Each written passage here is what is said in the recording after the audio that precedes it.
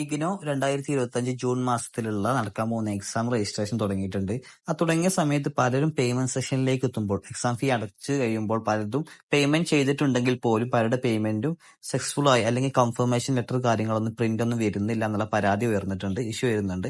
അപ്പോൾ നിങ്ങൾ ചെയ്യേണ്ടത് എന്താ വെച്ചാൽ ഇഗ്നോയുടെ തന്നെയായ സമർത്ഥ എന്ന ഈ പോർട്ടലിൽ പോയിട്ട് ഇവിടെ തുടക്കത്തിൽ മെനു എന്നുള്ള ഓപ്ഷൻ കാണാം, അത് ക്ലിക്ക് ചെയ്യുക. എന്നിട്ട് അതിൽ ഏറ്റവും അവസാനത്തിലായിട്ട് പേയ്മെന്റ് എന്നുള്ള ഓപ്ഷൻ ആണ്, അതും ക്ലിക്ക് ചെയ്യുമ്പോൾ മൈ പേയ്മെന്റ് എന്നുള്ള ഓപ്ഷൻ കാണും, അതിൽ ക്ലിക്ക് ചെയ്യുക.